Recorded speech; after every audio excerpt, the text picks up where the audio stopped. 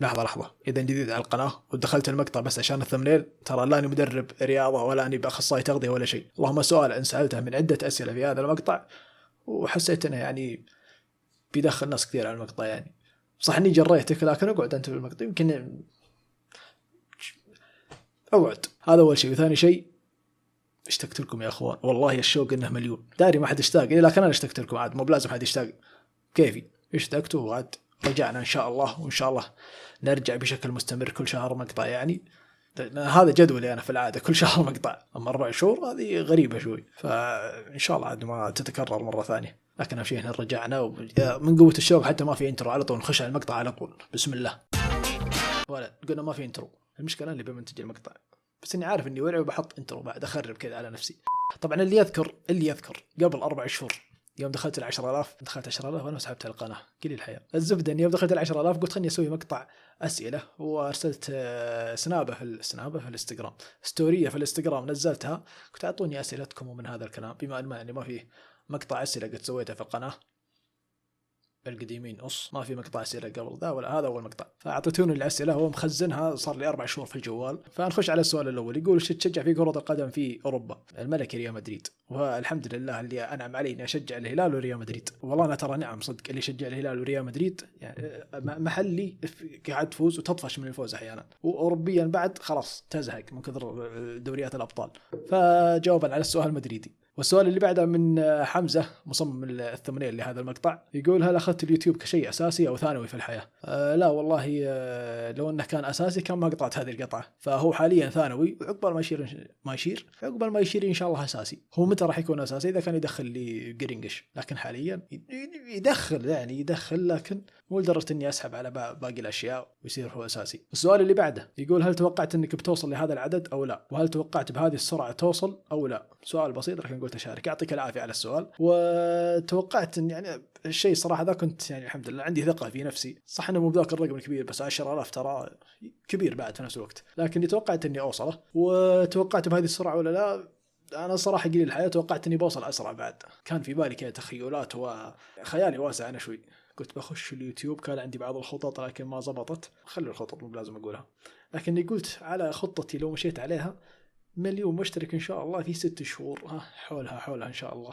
قال لكم خيالي واسع، لكن من أول مقطع يعني اللطمت بواقع اليوتيوب قديش إنه صعب إنك تجيب مشتركين يعني. لكن مع ذلك بعد أول لطمة أشوف إني وصلت 10,000 بصراحة ولله الحمد. يعني هذا كله بتوفيق الله. بعدين من البرنامج الغثيث التيك توك اللي ما توقعت إنه بيعجبني يعني، لكنه دف أنا أشكر أمه. وطبعا لولا الله ثم التيك توك، لا أنا لولا الله ثم أنتو ثم التيك توك أكيد. السؤال اللي بعده يقول ليش أنت مظلوم من ناحية المشاهدات؟ والله ما أشوف إني مظلوم، بالعكس أنا أشوف إني باخذ أكثر من حقي الصدق على قلة الحياة اللي قاعد أسويها والقطعات اللي تصير. لكن نقول إن شاء الله في المستقبل إني ما أصير مظلوم من ناحية المشاهدات على قولتك. السؤال اللي بعده يقول جمالك طبيعي ولا عمليات؟ سويت عمليتين بس. السؤال اللي ترى أمزح يا أخوان، أتوقع أنه واضح إني ما مسوي عمليات. جمال طبيعي بسم الله ما شاء الله. السؤال اللي بعده يقول مقطع ندمت عليه؟ الحمد لله ما في أي مقطع ندمت عليه، ولا حذفت أي مقطع من يوم سويت القناة. السؤال اللي بعده، أنا ملاحظ إني طاير شوي مستعجل صح؟ سريع المقطع بيكون 5 دقائق من كثر السرعة هذه. فالسؤال اللي بعده يقول كيف تعرفت على عبد؟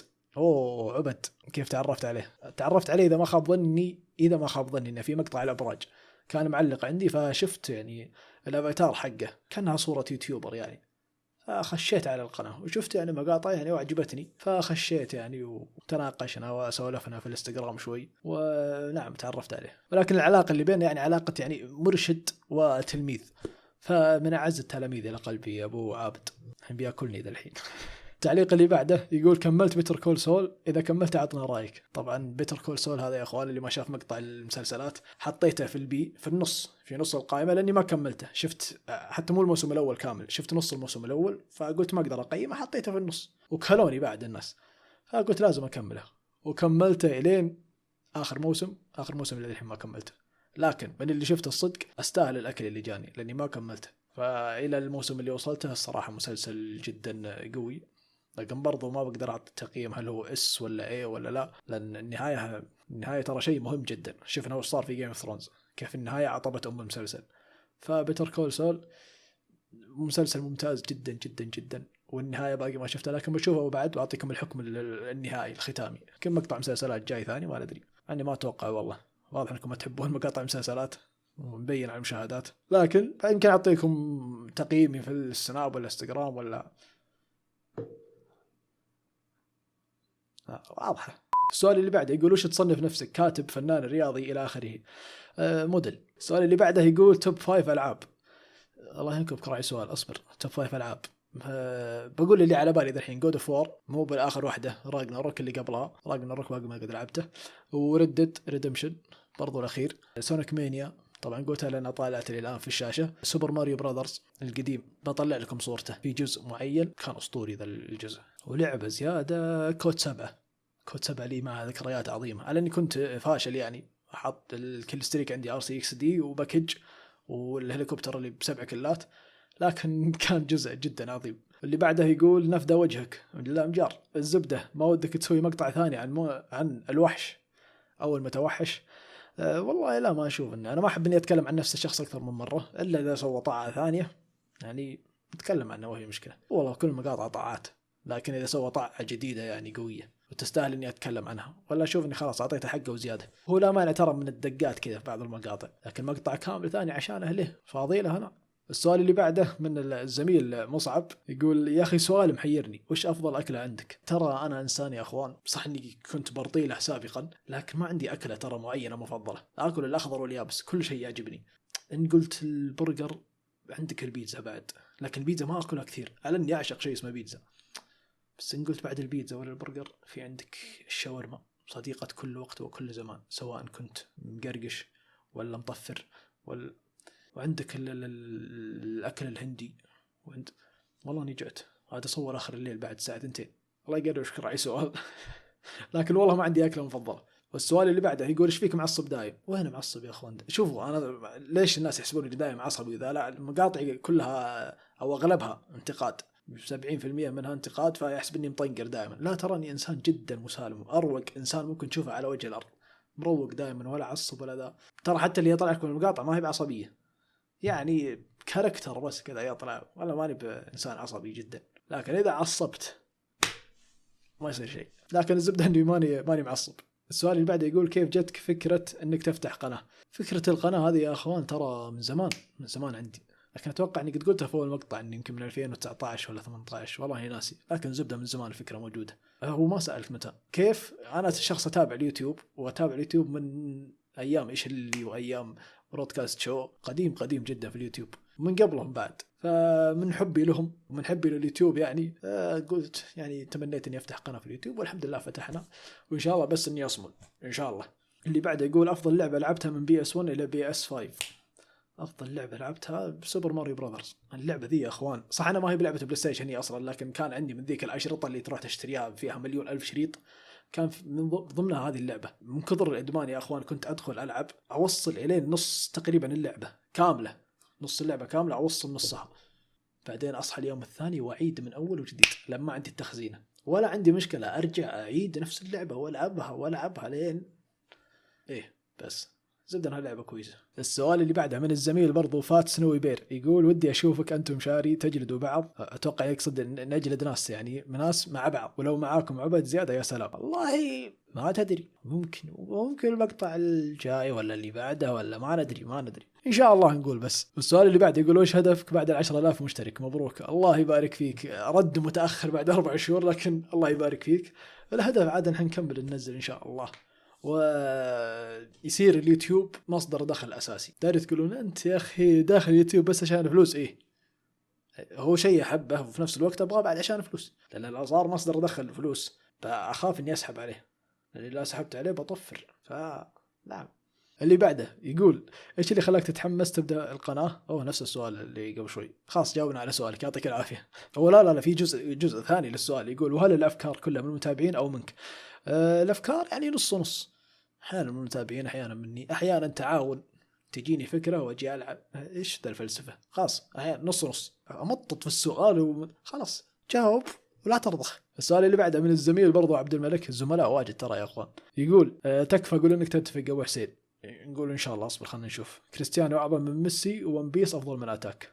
الله ينكب عدوك يا عبد الملك، كل سؤال بيجيب لي مشكلة أكثر من الثاني. لكن ما عندي مشكلة أنا، لأن زي ما أنتم عارفين وتذكرون يا أخوان أني رأيي أنا هو الصح. هو في آراء لو لا ما في، أنا رأيي هو الصح. فعندكم أول شيء الدول أفضل من ميسي. لا تقول لا تناقشني كاس العالم إذا جاب كاس العالم بجي أقول لك رونالدو جاب 3 أبطال ورا بعض متتالية، لاعب كامل متكامل والكامل الله سبحانه، يشوت يمين يسار، يدق راسيات ومهاري، هداف، صانع، مروحة، يصلح سحبات. صح ان ميسي افضل منه في الصناعه وافضل منه بعد في اشياء واجد، لكن برضو كريستيانو اللي يعجبني فيه ترى انه متكامل هذا اللاعب. فوجهه نظر يعني اللي يقول ان ميسي افضل من كريستيانو وجهه نظر تحترم. هذه المره ترى الوحيده اللي ممكن اتقبل الراي الاخر. لكن في الثاني تعال يا ون بيسي، وانت ترى من ضمنهم يا عبد الملك. ما ادري انت من ضمنهم ولا لا، لكن حقين ون بيس عمك اللي يشوفون ون بيس اعظم عمل في جميع الاعمال التاريخيه، لا مسلسلات ولا انميات يقول لك اعظم عمل، ما يقول اعظم انمي تمشي، لكن اعظم عمل اللي الى الان هو ما خلص، وانا عندي مشاكل الى هنا لليل، عندي مشاكل في ون بيس. واغلب المشاكل يعني اللي عندي، اول مشكله عندك مثلا التمطيط، والتمطيط هذا يولد لك مشاكل ثانيه. انت لو كان الانمي طويل بزياده بتكثر الاركات، ومستحيل ان كل ارك يكون على مستوى الارك الثاني او الارك اللي قبله ولا اللي بعده ولا ذا. عندك مثال ارك البيج مام، ارك زبال، لو انه انمي الحاله كذا بتقول هذا انمي زبال. ف ون بيس عندي مشاكل كثيره معه. لكن هل هو افضل من اتاك؟ انا حاليا الى اللي شفته حاليا ترى اشوف ان اتاك افضل، لاني ما قد خلصت اتاك، باقي الموسم الاخير ما شفته، ون بيس بعد ما خلص. فاذا خلصوا الاثنين ذاك الوقت عاد نشوف من افضل، لكن الى اللي شفته الان اتاك هو افضل من ون بيس. انا ما رفع ضغطي وفقع مرارتي في التمطيط، يجيب لي 5 دقائق يمشون الزقرت طن طن طن طن طن طن طن، خلصت الحلقه يلا اللي بعده تمطيط بس تخففها شوي. وال1000 حلقه اللي نزلتها لو انك مخليها على 500 كان يمديك، والله يمديك، لكن حلب. السؤال اللي بعده برضو من عبد الملك، يقول معصوب ولا عريكة؟ والله الثنتين اكلات عظيمه الصدق، والله تتقارن بعد الصدق، لكن والله معليش بما اني شخص جنوبي يعني عيب علي اني اقول شيء اكله غير المعصوب، غير العريكه. صلوا دقيقه لا احد ياكلني، اقصد العريكه. هذه العريكه بعد في العيد تاخذ لك عريكه، هو ذاك العسل، ثم بعدها تروح الديره، وانت رايح للديره من كثر الخضخضه ومثقل بعد، تروح ترجع كذا برا السياره وتركب كانه ما صار شيء، وتكمل 5 دقائق شوي وترجع مره ثانيه بعد، لكن كل العيون العريكه عادي، وتوصل عند جدانك تحلي. طبعا صح ما في حلا، في بلح لكن عادي. السؤال اللي بعده يقول 1000 مبروك يا عين اخوك، الله يبارك فيك، عقبال المليون يا رب، اللهم امين. هل ممكن نشوفك مع الوقت تبدا تغير محتواك زي كثير من اليوتيوبرز؟ اي نعم، هذا شيء لازم، واللي يصمل على محتوى واحد الا عاد اذا كان هو معجب هذا الشيء بكيفه، لكن اللي يصمل على محتوى واحد ولا يطور فيه ولا يغير حتى تغييرات بسيطه، اول شيء هو بيمل، متابعينه بعد بيملون. فمع الوقت اكيد اني بتغير، لكن ان شاء الله تغير الافضل، نقول ان شاء الله. السؤال اللي بعده يقول ليش حواجبك دايم نازله وعيونك شوي وتغمض؟ شوف اي والله صدق حواجبي نازله، بس اني نازل يعني لاني والله ما ادري ايش يبغى سؤالك انت. السؤال اللي بعده يقول تسمع عراقي يا ابو نفده؟ ايش يا ابو نفده انت بعد؟ لكن نعم اسمع عراقي. شوف افضل واحد بتركبه معك في السياره محدثك شخصيا، يقول لك مداح نفسك كذاب، لكن لا انا هذه يعني اقيم نفسي انا صدق. ليش؟ لكن لو ركبتني معك ما بصر مالك طف الاغنيه طف، لا تشغل اي شيء معك، عراقي مصري خليجي شيلات اجنبي بعد ابشر بي، اغاني سبيستون بعد اغنيها لك بعد، ما عندي اي مشكله، ما اخرب عليك جوك، انا انشغل بس واتجه. السؤال اللي بعده يقول ليه دايم فيك النوم؟ ما فيني نوم، لكني انا ترى ما فيني نوم، انا شخص طبيعي، لكن المشكله انك انت تشوف يوتيوبرز ثانيين ما ادري هم ايش يتعاطون، هم ياخذون شيء او انه يبلع في ذا السكر لان يجي شوغر رش ويلا الحين بياكلوني. قلت شوغر رش كلمه انجليزيه، وانت كنت قلت لا تتكلمون انجليزي، ما بيردون عليكم في الكومنتات. لكن الزبده اني انا ترى شخص ما فيني نوم، انا شخص طبيعي اتكلم معك كاني قاعد اسولف معك قدامي في المجلس ولا في الشارع ولا في اي مكان.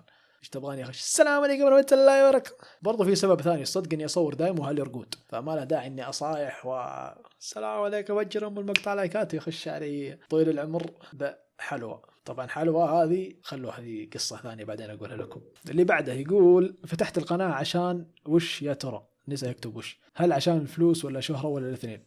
وثالث سؤال وش تبي من الحياه؟ يا ساتر يا السؤال العميق. فتحت القناه يا طويل العمر والسلامه، اول شيء عشان الفلوس، نعم يا اخوان انا معليش، يقول لك الصراحه راح فتحتها اول سبب عشان الفلوس، وثاني سبب عشان شيء يعني يعجبني واحبه، وثالث سبب انا ايش ركبت نفسي قلت ثالث سبب وش ثالث سبب؟ عشان الشهره. يلا ارمي لك واحده. الشهره ترى احيانا كويسه واحيانا يعني تصرم شوي، انها خصوصيتك شوي تروح يعني، لكن برضو لها فوائد ثانيه. واقف انت كيف سراب قدمونا كذا قدام، يلعن ابو الطموح الخايس. اقول لاحد يشترك الغي اشتراك خلاص، يبغى ينشر عشان يمشي قدام في السراب. وهل عشان فلوس ولا شهره؟ ثنتين كلها. ثالث سؤال وش تبي من الحياه؟ أو أبغى السلامة بس. السؤال اللي بعد يقول كيف نزلت وزنك ما شاء الله وكم أخذ منك عشان توصل ذا الوزن؟ أيوه وصلنا للسؤال المرتقب. طبعا أول شيء قبل ما أجاوب على هذا السؤال حاب إني أعتذر الواحد من المتابعين دخل علي في الخاص وقال ما شاء الله عليك تغيرت أنت ونحفت وذا وش جدولك الغذائي؟ فأعطيته أنا جدول، والجدول الصدق يعني أول شيء عشان أبرر نفسي الجدول ذا قد نفع معي ونزلت منه 20 كيلو، لكن ما كنت صادق معاه يعني بشكل كبير، لأني أنا ما نحفت هذا النحف هذا من رياضة ولا أي شيء. جمعتها المعدة، سويت عملية تكميم. فنعم سويت عملية تكميم، وعلى طاري عملية التكميم وهذا شيء أبغى أسولف عنه أنا من فترة، ويعطيك العافية على هذا السؤال أنك أعطيتني المجال أني أتكلم على هذا الشيء. والشيء اللي هو اني اشوف ناس واجد يتفلسفون عن التكميم وهو ما سوى العمليه، اللهم اني اشوف خويه جنبه ويحكم هو من عنده، ويعطونك مثلا احد الاسباب اللي لا تسوي فيها عمليه التكميم بسببها، يقول اول شيء الترهلات. طبيعي بيكون في ترهلات، انت شفت خويك اللي جنبك الله يعطيه الصحه والعافيه كان وزنه 170 180، تبغى ما يجي ترهلات؟ حتى لو سوى رياضه بعد بيكون في ترهلات. ويقول لك سبب ثاني نفسيته تصير خايسه. النفسيه ذي من نفس الشخص. شوف انا محدث كان صح، شوف انا صح ان نفسيتي خايسه يعني انا اول، بس برضو لا زالت خايسه. لا والله ماني منفس، نفسيتي ترى والله حلوه بسم الله علي، وحتى بعد التكميم يعني خاطري طيب ولا اني ازعل ولا اني اي شيء. فسالفه النفسيه ذي ما اشوفها. عارف انا كم شخص بعد كمموا وزي ما هم. اللهم في ناس، بعض الناس لا نحف يبدا يحس ان لازم يعطيك فايب ثاني لانه بدا يشوف نفسه حلو، عرفتوا؟ انا بكون صريح يعني جدا. فيقوم يستنقد على عمره، لا يا ابوي ليش اتخبل انا؟ ليش اتخبل وانا بهذا الجمال وهو وجهك انا عصا؟ فهذه احد الاسباب. ممكن بعضهم يتعب نفسيا في البدايه ولا تلومه يعني الصدق، رجعته طالع من العمليه ولا هو ياكل شيء، يشرب عصير تفاح. تخيل انت جدولك الغذائي عصير تفاح، الله يعز النعمه الحمد لله على كل حال، لكن عصير تفاح تبغاني استانس واضحك لك؟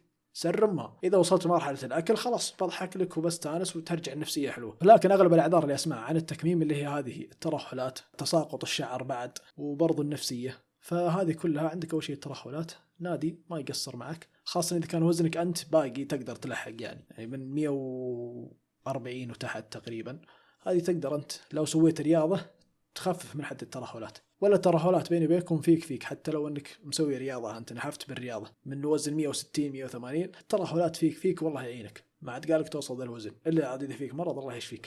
لكن الشخص اللي مثلي يضرب يروح معك يطلع حسابه 120 130، طبعا هذا اول كنت اروح معك، الحين ما ادري اروح له، لكن عندكم مثال محدثكم كنت اروح معك اطلع حسابي 130 140 وزعلان يا اخي ليش امتن. فالشكليات اللي مثلي يستاهلون انه لا نحف لازم يزيد يشد الترهلات اللي فيه. فهذا اولا من ناحيه الترهلات. ومن ناحيه تساقط الشعر ومدروش يا حبيبي، ذا اللي يتساقط شعره الدكتور يعطيه فيتامينات ويعطيه مكملات غذائيه وكل شيء، لكن ما خذها، هذه مشكلته. اما بالنسبه للنفسيه والله هذه اتوقع راجع للشخص نفسه. ولكن في الختام اللي بيجي يسالني يقول هل اكمم ولا انحف رياضه، مع كل الكلام اللي قلته اقول لك لا، انحف بالرياضه افضل. ولكن اذا خلاص ما عاد عندك خيار، او انك وصلت مرحله ما تقدر تسوي رياضه ولا تقدر تمشي وصار الشيء هذا يتعبك، بقول يعني اول شيء استشير طبيب، لا تكلمني انا، استشير طبيب بعد في هذا الشيء، واذا بتشوف انك كويس وتصلح انك تسوي العمليه سوها. لكن زيدوا انتم راجعوا في هذا الموضوع وكلموا بعد دكاتره، لا تكلموني انا، كل الكلام هذا من تجربه شخصيه، فلا تسمع الكلام على طول تطمر، لا زد كلم دكتور وكلم بعد الناس اللي حولك. ونخش على السؤال اللي بعده. ويقول السؤال هل تتوقع المحتوى العربي ممكن يصير بجودة الأجنبي؟ والله تبغون الصدق ممكن نعم ممكن. وأشوف أنا صراحة في تطور من على اني حاليا ما قد شفت الفتره الاخيره الا كم مقطع الفالكون شدتني كذا مقاطعهم وادخل يعني فيه يعني تحس انهم بدأوا يخطون الخطوات اللي هم السايد من وبيتا سكواد وزي كذا. فممكن ليش لا، في عندنا ناس صراحه كويسين جدا، ولو حتى بعض الناس الكويسين اللي محتواهم خايس يعني تشوف شخصيته هذا بسم الله عليه عسل، لكنه ما يتعب وما لومهم الصدق. يعني ليش انا اتعب اذا كنت قاعد اسوي مقطع ما يكلفني ولا ريال ويدخل لي ملايين؟ ليش ازيد ادفع على المقاطع؟ ما يلامون، خاصة اللي داخل هذا الشيء بزنس بحت ولا هو يستمتع بالمقاطع. لكن ردا على السؤال، نعم اشوف ان فيه امكانيه ان المحتوى يتطور. وسالفه ان فالكون بدأوا يطورون المحتوى، انا ما ادري عن باور، ما شفتهم عشان حقين باور ومنافسه بينكم، ترى ما شفت لهم اي شيء. لكن شيء ايجابي ان اليوتيوبرز العرب بدأوا يشدون شوي في المحتوى، فاليوتيوبرز الباقيين لا شاف فالكون شدوا بيشدونهم بعد. اتوقع باور بعد قد شدوا، لا شدوا باور فالكون يشدون الباقيين. تشوف محتوى ابن 66 كلب.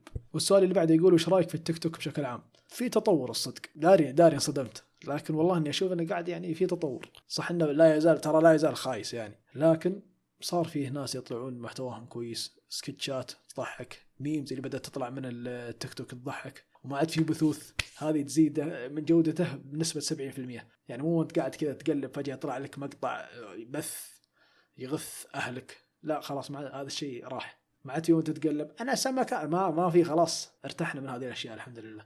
لا يزال في غثى شوي يعني، لكن مع الخوارزميات اذا ضبطتها انت خلاص ما عاد تنغث، وتضيع من يومك كله 5 ساعات عادي على التيك توك. انا مدمن يا اخوان بالله، اعطوني حل. واللي بعدها يقول هل في خطط مستقبليه للقناه زي سلاسل جديده وافكار لمقاطع مميزه؟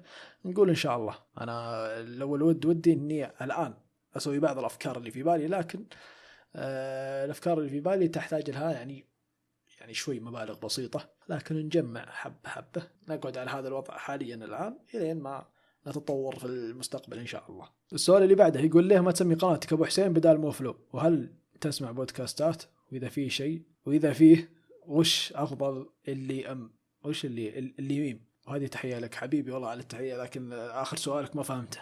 لكن اسم القناه ابو حسين والله ما يبشين اني فكرت فيها وافتك من سؤال وش مو فلو خلاص على طول ابو حسين لكن المشكله فيه كثير ابو حسين، اتوقع لو ابحث بلقى. خليني بحط تصويت في الانستغرام واشوف رايكم يا اخوان. والجزئيه الثانيه، هل تسمع بودكاستات؟ اسمع لكن ما في شيء معين والله الصدق، اذا شفت شيء موضوع عجبني اخش عليه.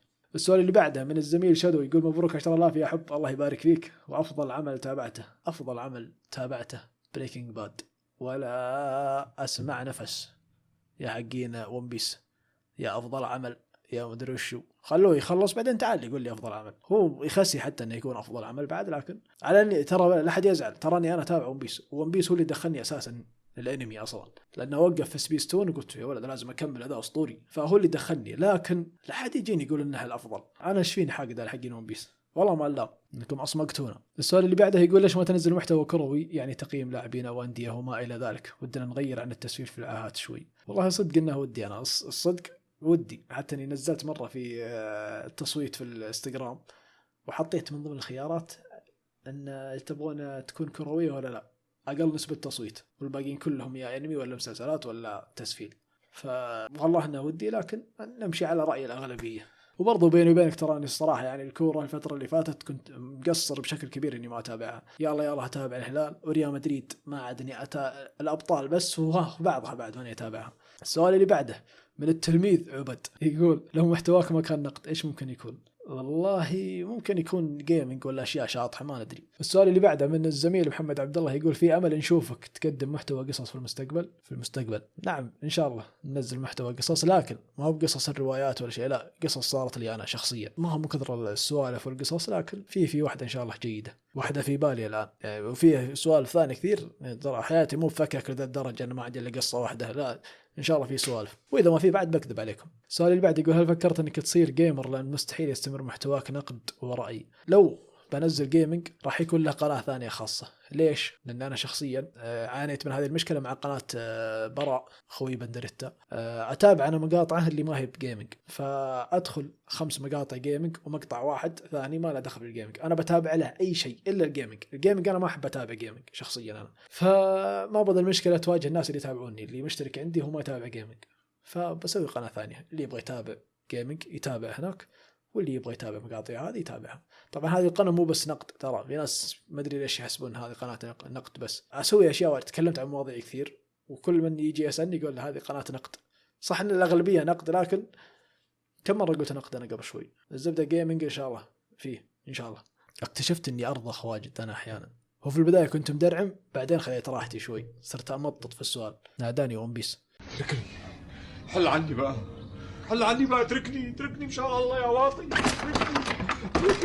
السؤال اللي بعده يقول شكلك طفرت محتوى، روح عند الوحش طقطق عليه. والله لا ما عليك، المحتوى واجد والطاعات واجد. السؤال اللي بعده يقول هل شرط ان اليوتيوبر يكون من البداية معاه كل المعدات من كاميرات ومايك وبي سي عشان جودة المحتوى؟ لا، انا شخصيا انا لو بتابع واحد ما اهتمش كاميرته ولا مايك. المايك ممكن يخرب علي شوي مقطع، لكن برضو مو بأهم شيء عندي، اهم شيء المحتوى نفسه. فمحدثكم بعد اول ما بديت اصور بهذا ترى، والمايك من هنا بعد كان في مايك كذا بس شكل زينة، حتى ما عرفت اشغله في البي سي فكان الصوت يدخل من الحبيب هذا. لكن حبة حبة بديت الطق أجمع منه واشتري منه لين ما بدينا.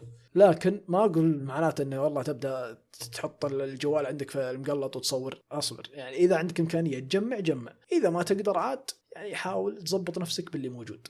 والسؤال اللي بعده بعد من نفس الشخص يقول هل شخصيتك بتتغير بعد ما تنشهر؟ لأن يوم تنشهر العيون عليك أكثر. اسمي حارث، حياك الله يا حارث. والله نقول إن شاء الله لا، وانت غيرت إن شاء الله تغير الأفضل. يعني هو أنا خلقه من الحين ماسك نفسي ترى. في ناس يحسبونني أني أنا مطلق، لو أطلقت العنان أنا كان مسجون الحين، لكني كابت وماسك شيء كثير الحمد لله، بعد إن فيه مونتاج وإني ماني في بثوث ولا كان قد انسجنت من زمان. فمن الحين أنا أتعامل على أساس أن العيون كثيرة علي، فنقول إن شاء الله يعني ما في تغير، وإذا كان في تغير يكون للأفضل إن شاء الله. السؤال اللي بعده بعد من حارث يقول كثرت أسئلة بس بالمقطع يوصل 8 دقائق. يوه ما عليك، الأسئلة واجد بيتعدى 8 دقائق. إيش رأيك في أنمي باكي ومسلسل تود؟ ما أبشرك ما تابعت ولا واحد فيها، والثنين كلها أبغى أتابعها. لا والله استغفر الله، ذا واكينج ديد ما أبغى أتابع. كنت ناوي أتابع بس يوم درت 10 مواسم كنسلت. أنا ما كملت بيتر كول سول عشان أشوف ذا. لا وبعد يقولون من الموسم الخامس صار تمطيط وصار خياس وصار، فخله يقعد. واخر شيء بعد برضو حارث يقول اخر شيء من جد لايك واشتراك لا اجي بيتكم ولا اطمكم. هذا كلام حارث، عاد اسمه حارث يعني واضح انه بسم الله عليه عير. اشترك ولايك لا يجيك حارث يلطمك. بسم الله عليه، اسم واحد راعي فتوحات. السؤال اللي بعد يقول تتابع انمي؟ واذا تتابع ايش افضل انمي لك؟ ما تابع انمي، كراتيني ويش تبغى. اللي بعده يقول لعبت ذا ووكينج ديد؟ لا والله ما لعبتها، ودي العبها الصدق، احس انها لعبه اسطوريه. انا جوي هذه الالعاب التلتيل وذي، صح اني ما لعبت الا واحده من هذه الالعاب وكانت اخيس واحده الناس كلهم يسبونها، لكن مع ذلك عجبتني. لكن ذا ووكينج ديد هذه لازم العبها. السؤال اللي بعده يقول ما عندك نيه تغيير السيت اب؟ منين يا حبيبي، انا يلا على ذا السيت اب اللي عندي، تدينت لين ما طلعت تواني بعد اغير السيت اب بعد الحين؟ يلا جبته يا رجال، خلنا زين اني انزل بعد وتبغاني اغير السيت اب. السؤال اللي بعده من الزميل المشاري يقول كيف شعورك كنت معنا في 10,000 مشترك؟ شعور جدا اسطوري، لكن شوفوا تكملة السؤال. يقول تركت عبد مع ابو رقم من كثر ما قطعت عبد، خلاص ما عندهم من هذا الرقم. اتوقع تعداني ذا الحين بعد ما شاء الله، لكن شعور جميل ان احنا دخلنا 10,000 مشترك. والله يستر، ترى اتوقع في شيء بيصير. انا 10,000 وحاجه و90 الحين، لكن اتوقع 90 ذولي كلهم من كثر اني ما صار لي فتره ما نزلت بطلع لهم كذا في المقطع بيطلع لي يقول انا متى اشتركت عند ذا. يا ابوي الغاء اشتراك، يا ابوي اقعد لا تلغي اشتراك، وانت لا شفت المقطع انشره حتى ما له داعي ارجع 9000 بلغي القناه بحذفها خلاص. السؤال اللي بعده يقول ليش اخترت محتواك الحالي؟ المحتوى الحالي اخترته يا حبيبي لاني هذا الشيء احب اتابعه انا اصلا، فبطبيعه الحال يعني شيء تحب تتابعه برضو بتحب انك تنزل هذا النوع من المحتوى. صح اني ما احب اتابع جيمنج ودي اني انزل جيمنج، لكن متناقض انا عادي. واخر سؤال ما ادري هو سؤال ولا اسمعوا، هذا الشيء ترى دائما اسمعه، ما ادري استانس عليه ولا ازعل ولا، لكن يقول احيانا نحط مقاطعك وانام صوتك يخليني انام. شكرا لك، عفوا. واتوقع في هذا الجزء من المقطع قد رقدت انت الحين، فنوم العوافي يا حبيبي وصباح الخير بكره. وكان هذا آخر تعليق أو سؤال معنا، ما أدري إيش أسميها لأن بعضها ما كانت أسئلة، لكن يعطيكم العافية كلكم اللي سألتوا، واللي ما طلعتهم معليش، لكن يعني سؤالك مكرر أو سؤالك ما أبغى أجاوب عليه بكل صراحة يعني. وأي بعد صح بغيت أنسى، تذكرون أول زمان أيام أول يوم كنت أول على نهاية المقطع أشكر اللي دعموا وزي كذا برضو، بسم الله عليكم ما وقفت إلى ذا الحين. فحاب إني أشكر MS برضو السوبر هاتريك مصامل على الدعم، فتحية لك يعطيك ألف عافية على الدعم، وشكرا بعد لكم جميعا على الدعم المستمر. وما عليكم ترى ماني مطول شويات وراجع شهر شهرين حولها 3 بعد 4 شهور هذه إن شاء الله ما عاد تتكرر. فكانت هذه نهاية المقطع يا أخوان، وتمسون رهيب ذا، من يدق الساعة 3. هلا مرحبا، يلا هيا. مساحة هبت، دق علي الساعة 3. ايوه اسلم. اي اقول تم معكم اقول فوق العلم انتهى، معكم توكلنا على الله. يلا